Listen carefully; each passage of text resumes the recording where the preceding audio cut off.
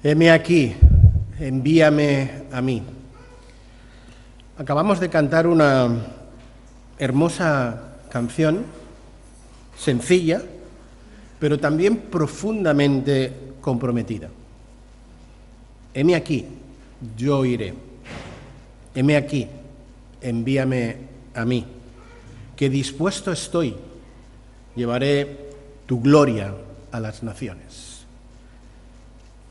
Qué fácil es cantar estas palabras, pero cuán difícil es llevarlas a la práctica. ¿De verdad estamos dispuestos? ¿De verdad estoy dispuesto a pagar el precio de ir? Para ir a las naciones no hace falta coger un avión e ir de misionero a otro país. Con ir a cualquiera de las plazas, calles de nuestras ciudades o pueblos ya es suficiente. Ahí encontraremos gente de diferentes pueblos y naciones. Para ir no hace falta, como digo, dejarlo todo, coger un avión e irte a otra nación. Solo quizá implica coger el ascensor de casa, e ir al vecino de arriba y predicarle el Evangelio. Qué fácil es cantar esta canción, pero qué difícil es hacerlo, qué difícil es hacerlo realidad. Y es exactamente el mensaje central del pasaje de la palabra de Dios que hoy vamos a considerar. Isaías 6, del 1 al 8, nos muestra que no se puede decir heme aquí, envíame a mí, a la ligera. Responder al llamado de Dios no es una decisión ni emocional ni tampoco superficial. Debe ser el fruto del proceso de una transformación espiritual. Es por ello que os animo a que leamos con estos ojos Isaías 6, del 1 al 8. Dice así la palabra del Señor. En el año que murió el rey Uzías, vi yo al Señor sentado sobre un trono alto y sublime, y sus faldas llenaban el templo. Por encima de él habían serafines, cada uno tenía 6 alas, con 2 cubrían sus rostros, con 2 cubrían sus pies, y con 2 volaban. Y el uno al otro daba voces diciendo: Santo, Santo, Santo es el Señor de los ejércitos, toda la tierra está llena de su gloria. Y los quinciales de las puertas se estremecieron con la voz del que clamaba, y la casa se llenó de humo. Entonces dije: ¡ay de mí, que soy muerto!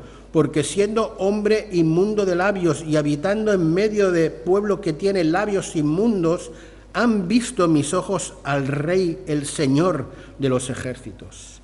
Y voló hacia mí uno de los serafines, teniendo en su mano un carbón encendido, tomado del altar con unas tenazas.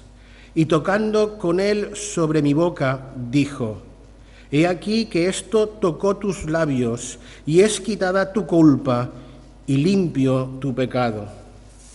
Después oí la voz del Señor que decía: ¿a quién enviaré? ¿Y quién irá por nosotros? Entonces respondí yo: heme aquí, envíame a mí. Cantar la canción que acabamos de cantar a la luz del contenido de Isaías 6 implica estar diciéndole al Señor: heme aquí, aquí me tienes. Estoy dispuesto a ser cambiado, a ser quebrantado, a ser enviado. Lo cierto es que Dios llama a todos y cada uno de aquellos que hemos sido transformados por su gloria, por su santidad y por su gracia, a ir en su nombre, a anunciar a todos el Evangelio de la salvación, el Evangelio de la buena nueva. Pero la respuesta, y a la pregunta que yo os quiero plantear y que demos respuesta, es: ¿realmente estamos preparados de corazón para decirle al Señor: heme aquí, que estoy aquí, envíame a mí? En Isaías 6 encontramos un relato poderoso, un relato transformador. La experiencia del profeta Isaías cuando recibe el llamado de Dios. Este pasaje no solo nos describe cómo Isaías fue llamado, sino nos revela cuáles son los requisitos para poder responder de una forma auténtica, veraz, al llamado de Dios. Isaías 6 nos relata un momento crucial en la vida del profeta. Una experiencia que marcó un antes y un después en su vida. Esta visión no fue un simple evento místico espiritual, fue una transformación profunda en su vida, en la que Isaías no solo vio a Dios, sino que se vio a sí mismo y recibió un llamado claro de Dios. Este pasaje nos enseña que un encuentro personal con Dios produce en nosotros una renovada visión de la gloria y de la santidad de Dios, que a su vez produce una visión renovada de nosotros mismos y de la gracia de Dios, la cual nos dispone a aceptar con obediencia el llamado de Dios. En el año que murió Uzías, vi yo al Señor sentado sobre un trono sublime. Isaías sitúa su visión, ese encuentro personal con Dios, mencionando un detalle inusual: la muerte del rey Uzías. Este dato es relevante, pues nos hace ver que estamos delante de un momento de crisis personal y también nacional. Preguntémonos, ¿por qué no menciona directamente al rey que estaba reinando en ese momento, que era Acaz? Lo normal es que todos los profetas daten su ministerio en el reinado de uno o de los varios reyes que están vivos, a los que él sirve. Si nos vamos a Isaías 1, capítulo 1 y versículo 1, veremos que Isaías hace lo propio. Sitúa su ministerio en el reinado de Uzías, de Jotán, de Acaz y de Ezequías. Pero al llegar al capítulo 6, y antes de relatarnos ese encuentro personal con Dios que marcó definitivamente su vida y su ministerio, nos dice que en el año que murió el rey Uzías vi yo al Señor. El hecho de que Isaías haga servir la referencia de la muerte del rey no es un dato baladí, es un dato a tener en cuenta, pues Isaías nos da este dato con el fin de que nosotros nos demos cuenta de cuál era su estado anímico, su estado espiritual en esos momentos. Para ello nos tenemos que preguntar, ¿quién fue Uzías? ¿Quién fue Uzías? Bien, según la descripción que se nos da de él en Segunda de Reyes, capítulo 15, Uzías fue un buen rey, un rey que hizo lo recto, un hombre que amaba a Dios, un rey que eliminó los últimos reductos de idolatría que había en su pueblo. Según Segunda de Crónicas, capítulo 26, se nos dice que reinó Uzías 52 años, por tanto tuvo un reinado largo.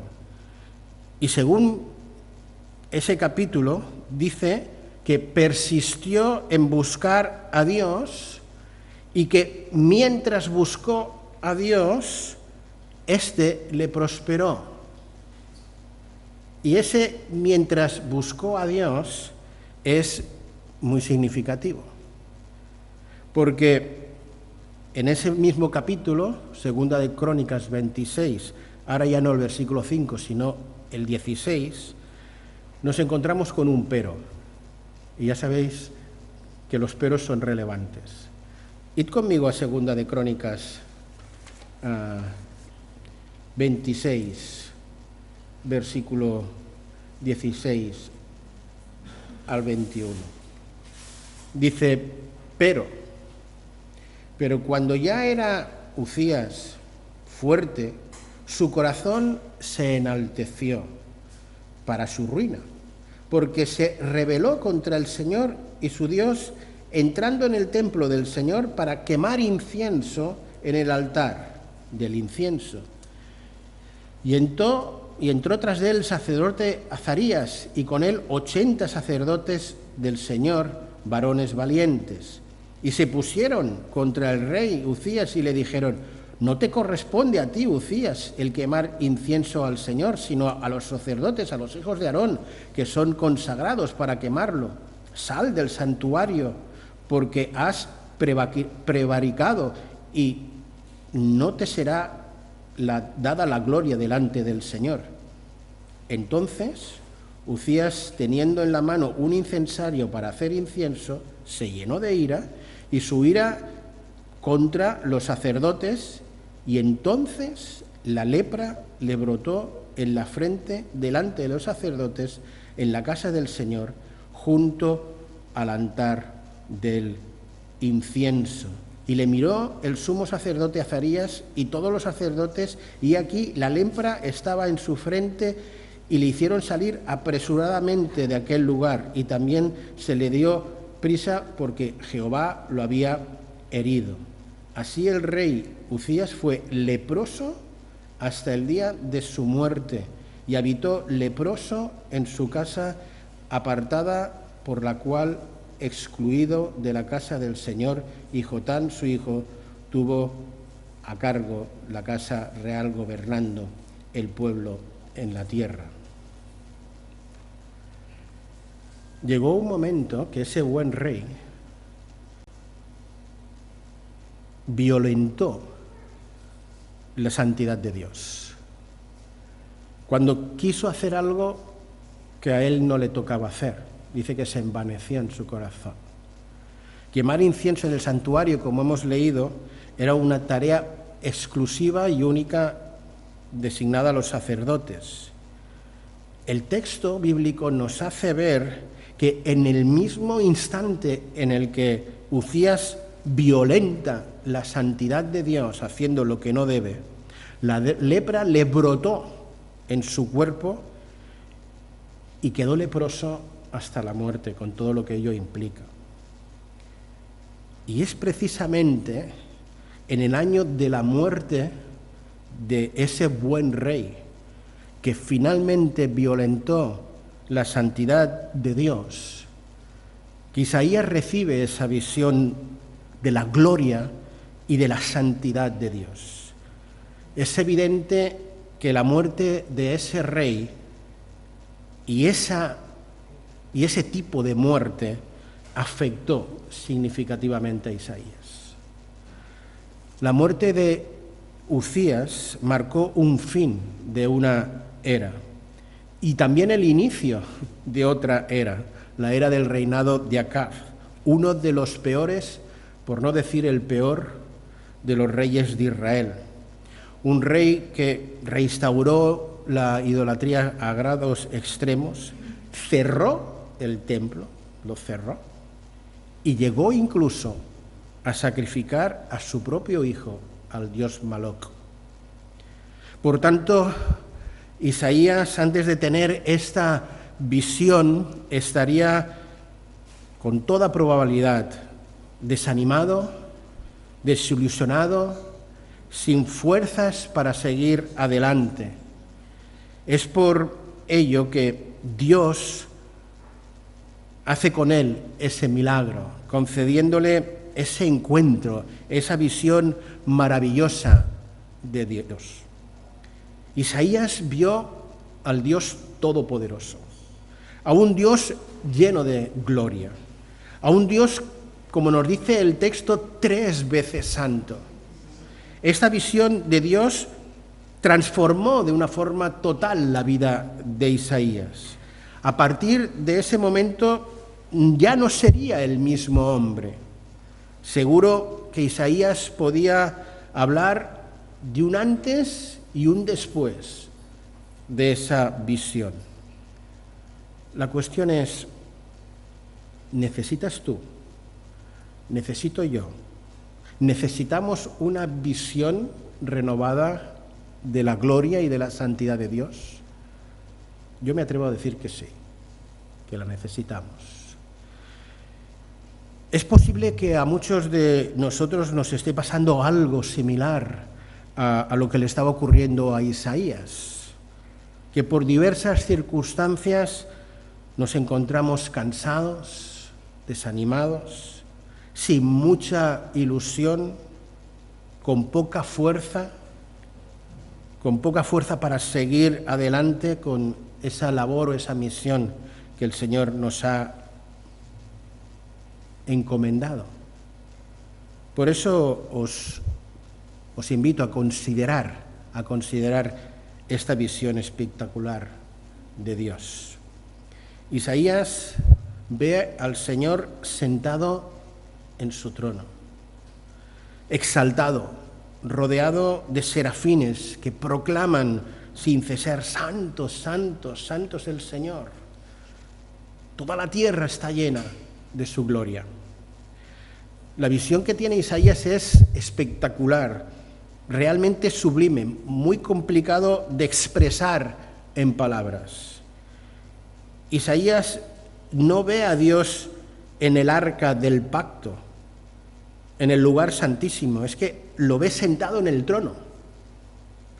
Isaías tiene sus pies en la tierra, pero su visión le lleva hasta el mismísimo cielo. Isaías tuvo una visión del lugar santísimo de Dios en el cielo.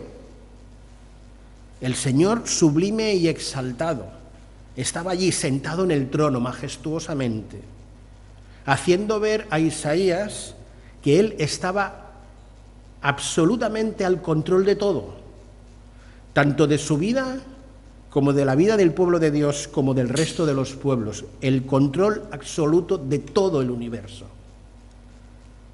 Varios siglos después, otro siervo de Dios, el apóstol Juan, que también estaba atravesando un momento duro en su vida, pues estaba exiliado en una pequeñísima isla, la isla de Pasmos, tuvo una visión similar, Apocalipsis 4, Apocalipsis 5. En esa isla de Pasmos, Juan vio también a un trono y a seres vivientes que no cesaban de proclamar: santo, santo, santo es el Señor, Dios Todopoderoso, el que es, el que era y el que ha de venir. Isaías vio una gran cantidad de serafines, nos dice el versículo 2. La palabra serafín en hebreo es ser ardiente, ser como una llama. Esa llama lo que hace es reflejar, poner en evidencia la santidad de Dios. Estos seres angelicales tienen 6 alas, ¿no? Con 2 vuelan, con otras 2 cubren sus rostros y sus pies, como si se escondieran de ese brillo cegador de la santidad y de la gloria de Dios. Y sus voces alaban al Señor y cantan. No se nos dice cuántos serafines hay, pero Isaías debió escuchar un canto antifonal hermoso de esos seres que decían: santo, santo, santo es el Señor. La tierra está llena de su gloria. Y dice que el efecto de ese canto antifonal fue tan tremendo que los fundamentos del templo vibraron. Seguro que el mismo Isaías vibró todo de tal manera ante ese canto de la santidad y de la gloria de Dios, que provocó que las piedras calientes que estaban en el incensario se cayeran y provocaran un gran humo. Y dice que el templo, que la presencia de Dios llenó todo el lugar. Como digo, esta transformación, esta visión transformó de una forma total la vida de Isaías. Isaías se convierte en el mayor profeta mesiánico que hay en el Antiguo Testamento. Ningún profeta como Isaías habla tanto y da tantos detalles de Jesús como el Mesías. Isaías y el apóstol Pablo, en contextos diferentes para ellos, pero difíciles para ambos, tuvieron ese encuentro personal con Dios en el que pudieron contemplar la gloria y la santidad de Dios.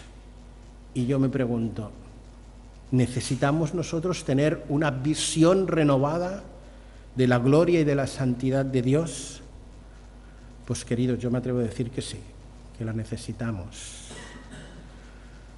Mirad, cuando todo tiembla a nuestro alrededor, cuando parece que todo se viene abajo, es cuando precisamente necesitamos mirar hacia arriba, mirar hacia el cielo, donde está el Señor sentado majestuosamente, y tener ese encuentro personal con el Dios de la gloria, para de esta manera renovar nuestra visión de Dios. Déjame que te pregunte, ¿no? ¿Cuál es la visión que tienes de Dios? ¿Es un Dios lejano? ¿Un Dios pequeño? ¿Tu visión es la de un Dios glorioso, majestuoso, soberano, 3 veces santo? ¿O todo lo contrario? Tienes una visión nublada de Dios, porque las circunstancias te nublan y no sientes, no ves a Dios en tu vida. ¿Necesitamos tener un encuentro renovado y personal con Dios? Pues yo me atrevo a decir que sí, que lo necesitamos. Necesitamos que Dios nos haga ver cómo es Él en realidad y a la vez cómo somos nosotros también. Necesitamos una visión renovada de nosotros mismos. ¡Ay de mí, que soy muerto!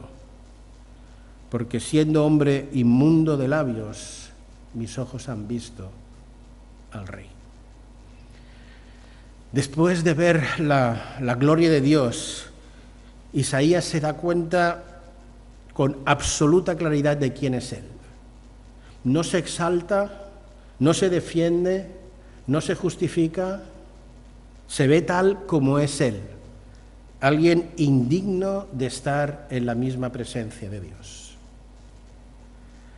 La santidad de Dios a Isaías no le deja indiferente, sino que lo quebranta.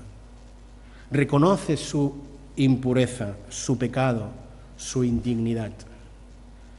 La primera reacción de Isaías ante la gloria y la santidad de Dios fue la de verse a sí mismo tal y como es. Esto es tener una correcta visión de uno mismo.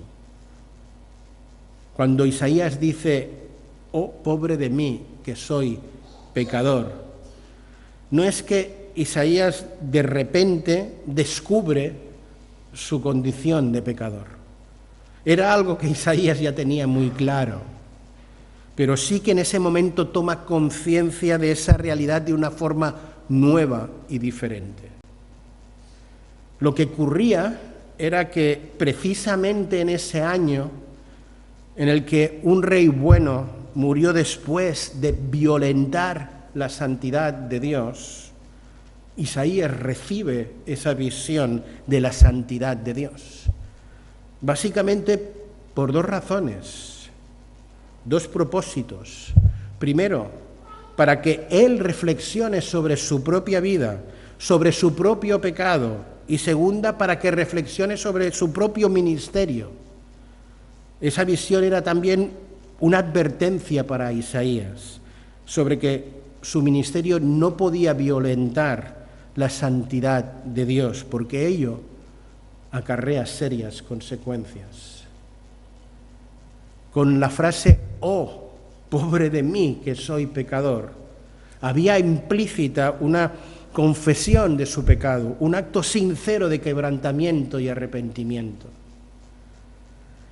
Y creo profundamente que una de las necesidades más apremiantes espiritualmente hablando que tiene el pueblo de Dios hoy es recuperar un sentido profundo de la santidad de Dios y de que su santidad no puede ser violentada porque acarrea serias consecuencias.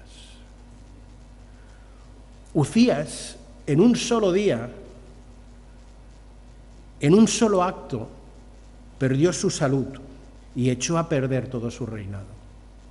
Moisés, en un solo día, en un solo acto, golpear la peña de Horeb, perdió la oportunidad de entrar en la tierra prometida.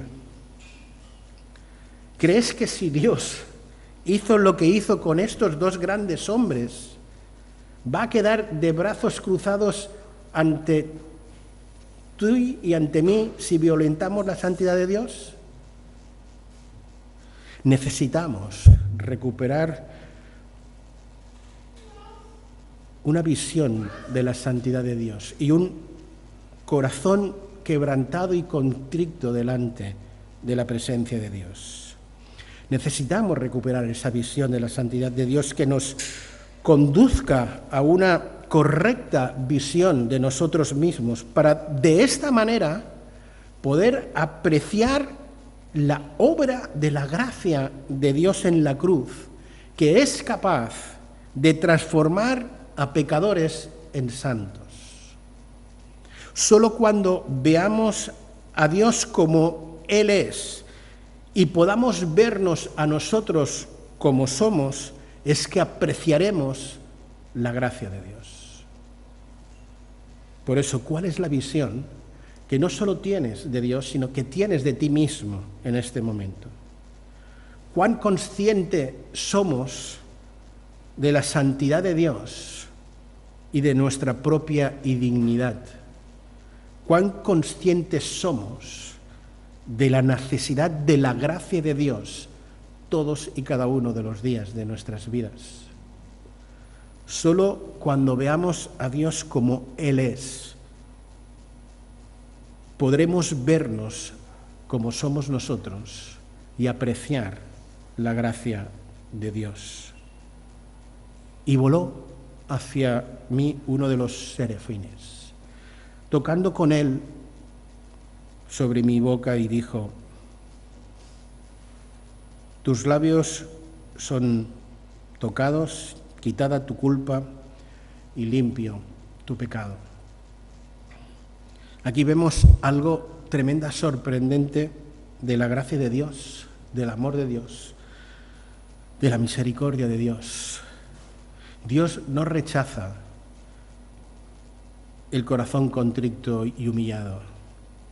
No destruye al pecador, sino que lo limpia, lo purifica. Yo me gustaría por un momento que te fijaras no tanto en lo que hace Dios, sino en lo que no hace Dios en este momento. Dios en ese momento no mira a su siervo de labios inmundos, de corazón pecaminoso, y le dice: ahí te quería yo, ahí te quería yo. Sufre la ira de mi santidad, porque eso es lo que mereces. No, Dios no hace eso, y lo podría haber hecho, pero Dios no hace eso.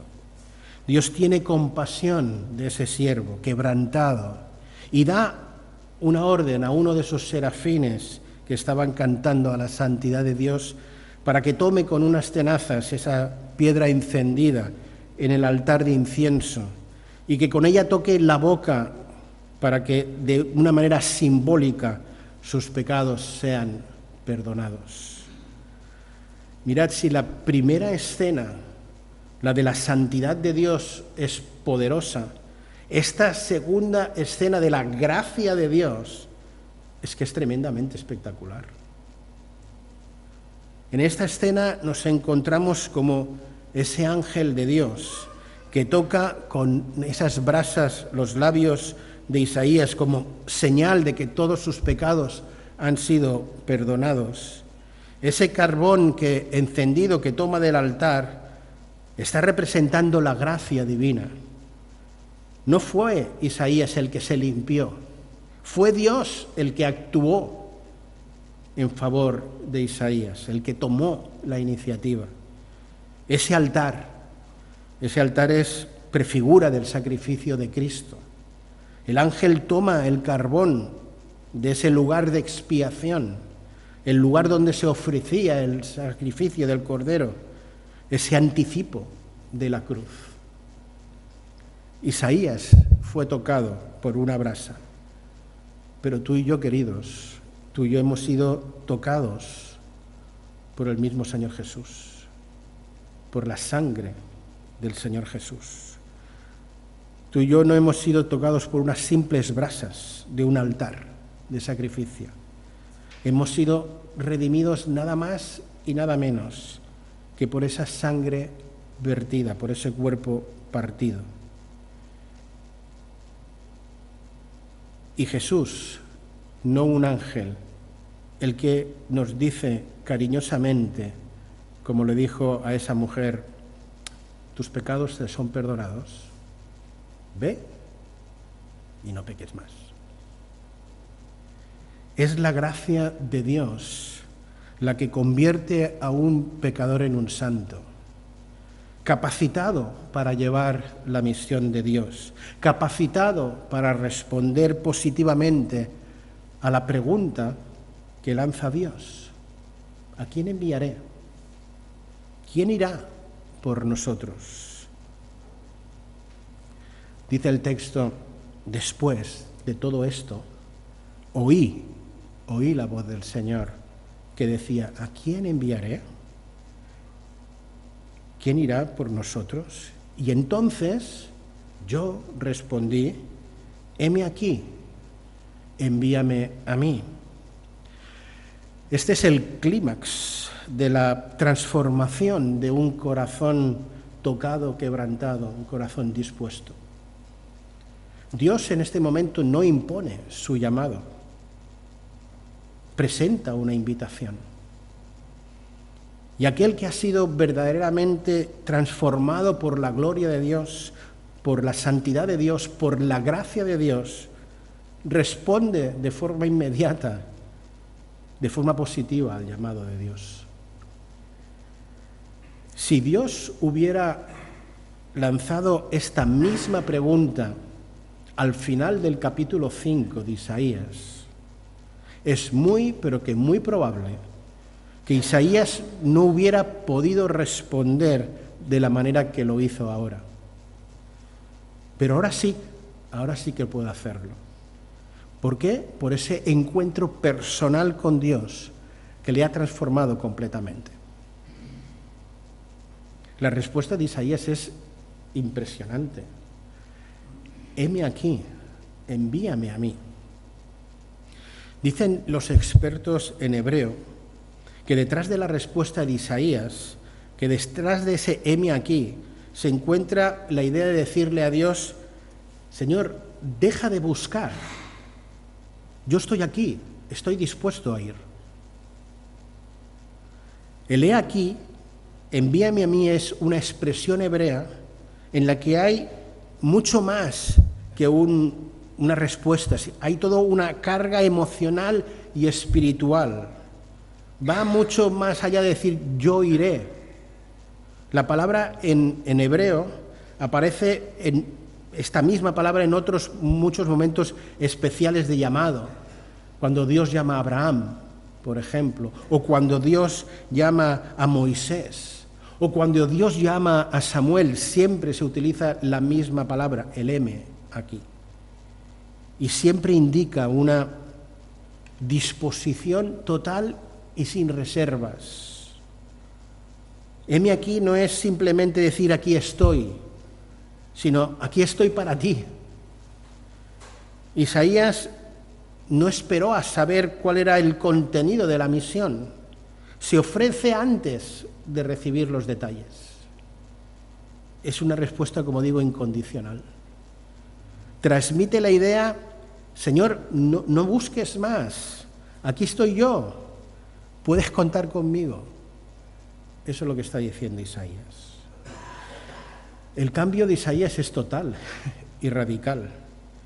En Isaías 6, capítulo 6 y versículo 1, nos encontramos con un Isaías abatido, triste, quizá incluso algo deprimido. Y ahora en el versículo 8 nos encontramos con un Isaías que se pone de pie, que se ofrece, deseoso de colaborar con el propósito divino de llevar a cabo la misión que Dios tenga para él. La clave de ese cambio radical es evidente que es lo que ha ocurrido entre los versículos 2 al 7. Ese encuentro personal con Dios produce en Isaías una visión renovada de Dios, una visión renovada de sí mismo y provoca una respuesta incondicional al servicio. Por tanto, la disponibilidad para la misión nace necesariamente de tener un encuentro personal con Dios. Isaías no responde desde el deber y la obligación como profeta que era, sino que responde desde la transformación. Su disponibilidad nace de esa visión gloriosa que ha tenido de Dios. Nace de una conciencia profunda de su indignidad y de necesidad de la gracia de Dios. Y nace de esa escucha, de oír la voz de Dios que le está diciendo, ¿quién irá por mí? ¿Quién irá por mí? He aquí, envíame a mí. No es una frase heroica. Es la confesión de alguien que ha sido quebrantado, que ha sido perdonado y que ahora desea vivir para aquel que lo ha tocado, que lo ha transformado. La respuesta de Isaías no es una respuesta formal, es el eco de un corazón rendido. Hoy Dios sigue buscando hombres y mujeres que le digan, Señor, no busques más, aquí estoy, envíame a mí. La pregunta para cada uno de nosotros es, ¿estamos escuchando la voz de Dios? ¿Estamos dispuestos a responder incluso si el entorno no cambia, si las circunstancias no cambian? Pensad que el entorno de Isaías no había cambiado un ápice. El rey Acaz seguía reinando y iba a reinar unos pocos años. Pero Isaías ya no era el mismo. Isaías había tenido un encuentro personal con Dios. Y Dios sigue buscando y preguntando, ¿a quién enviaré? ¿Quién irá por nosotros? Como decía al principio, muchos son los que no tienen excesivo problema con cantar esta hermosa canción, heme aquí, envíame a mí. Pero realmente son pocos los que están dispuestos a llevar a cabo ese proceso de transformación que es necesaria para estar en disposición de responder a Dios.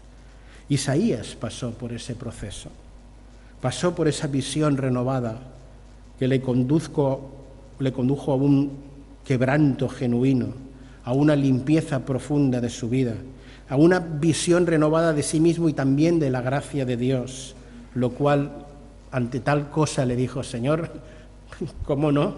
Aquí estoy, envíame a mí, claro. ¿Estamos tú y yo dispuestos a pasar por ese proceso? ¿Estamos dispuestos a tener ese encuentro personal con Dios que renueve nuestra visión de Dios? ¿Estamos dispuestos a ir sin excusas, sin justificaciones, a permitir que la gracia de Dios nos toque y nos transforme, a decirle finalmente con integridad y con sinceridad: Señor, no busques más, que yo estoy aquí, heme aquí?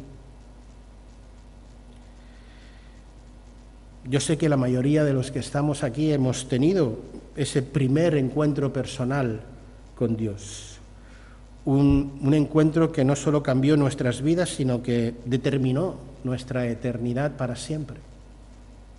Me refiero a aquel momento de la conversión, ¿no? Aquel momento en que cada uno de nosotros, de maneras diferentes seguro, aceptamos a Jesús como nuestro Señor y como nuestro Salvador, en el que reconocimos nuestro pecado y le dimos gracias a Jesús por haber muerto por nosotros en esa cruz, y le aceptamos como nuestro Señor y como nuestro Salvador.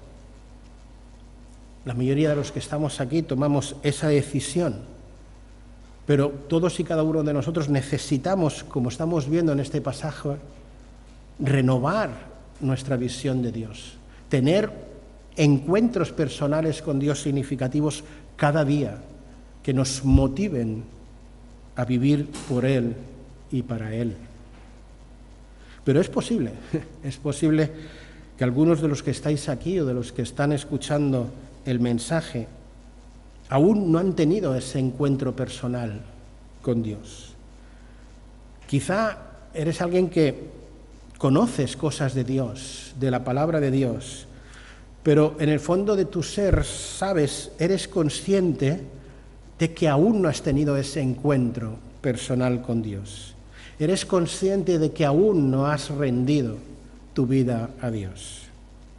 Hoy, la palabra de Dios, en este pasaje de Isaías, te ha presentado un Dios glorioso, un Dios lleno de gracia, un Dios 3 veces santo, un Dios que desde su gracia te dice que te ama, un Dios que te dice que no solo quiere tocar tus labios con una tenaza y un carbón encendido, sino que quiere tocar tu vida con el mismo Señor Jesús, con ese cuerpo partido, con esa sangre derramada.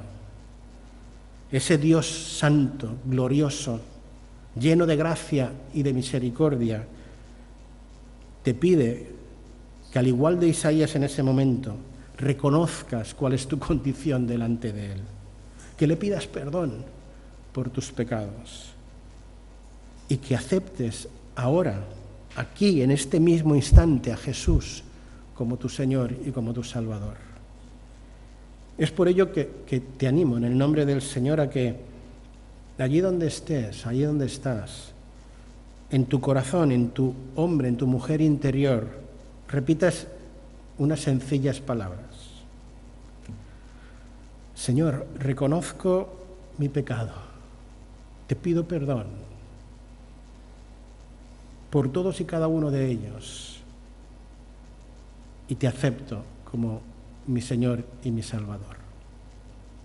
Si tú has hecho esta sencilla oración, o no la has hecho, pero deseas hacerla en tu corazón, yo te pediría que después del culto te pongas en contacto conmigo, hables conmigo respecto de ello.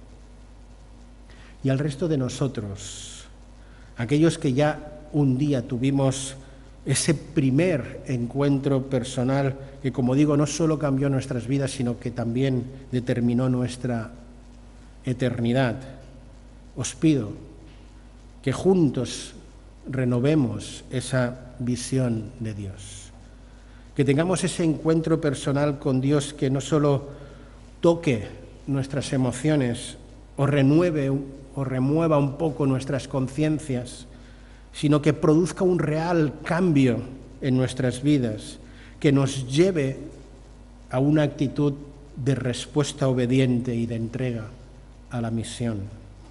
Que como Isaías podamos decir: con humildad, pero con convicción. No busques más. Aquí estoy. Heme aquí. Envíame a mí. Y recuerda que para ir a las misiones quizá no te va a hacer falta dejarlo todo y coger un avión, que quizás solo con coger el ascensor e ir al vecino de arriba va a ser suficiente. Que el Señor bendiga la exposición de su palabra y toque no solo nuestras conciencias y nuestros corazones, sino también nuestras voluntades, y se las rendemos para la gloria de Dios. Amén.